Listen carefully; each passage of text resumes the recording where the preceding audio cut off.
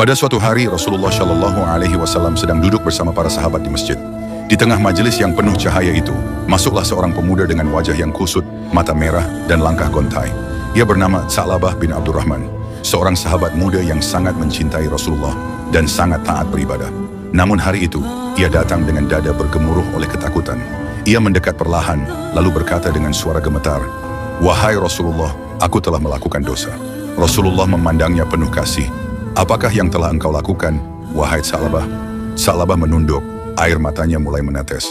"Aku melewati rumah seseorang, lalu tanpa sengaja aku melihat sesuatu yang tidak halal kulihat. Hanya sesaat, namun hatiku merasa telah berkhianat kepada Allah. Sejak itu, aku tidak bisa tidur. Aku tidak bisa makan. Aku merasa Allah murka padaku." Para sahabat saling berpandangan. Dosa yang dilakukan Sa'labah bagi banyak orang tampak kecil. Namun bagi Sa'labah, ia merasa itu seperti gunung yang menimpa dadanya. Rasulullah terdiam sejenak, lalu berkata, "Engkau adalah pemuda yang Allah jaga hatinya." Tapi sejak hari itu Sa'labah menghilang. Ia pergi meninggalkan Madinah, menyendiri di pegunungan, menangis siang dan malam, memohon ampun kepada Allah. Rasulullah mengutus Umar bin Khattab dan Salman Al-Farisi untuk mencarinya.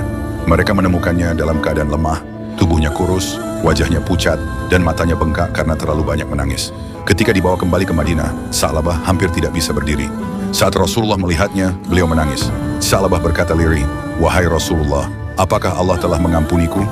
Rasulullah menjawab, "Sungguh, Allah telah menurunkan ayat untukmu." Lalu beliau membacakan firman Allah, "Dan orang-orang yang apabila mereka melakukan perbuatan keji atau menzalimi diri mereka sendiri, mereka mengingat Allah lalu memohon ampun atas dosa-dosa mereka. Dan siapa lagi yang dapat mengampuni dosa-dosa selain Allah?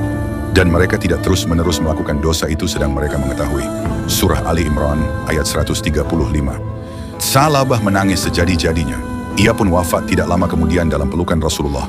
Rasulullah Shallallahu Alaihi Wasallam memandikannya, mengafani, dan mensalatkannya. Dan setelah itu beliau berkata, "Aku melihat para malaikat datang berbondong-bondong untuk menyambut ruh Sa'labah." Hadits ini disebutkan oleh Imam Ibnu Qayyim dalam Al-Jawabul Kafi. Kisah ini sering dikisahkan oleh para ulama sebagai ibrah dan pelajaran tentang taubat. Dosa sekecil apapun bisa menjadi besar jika hati bersih dan takut kepada Allah.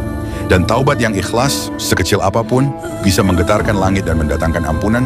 Setiap anak Adam pasti berbuat dosa.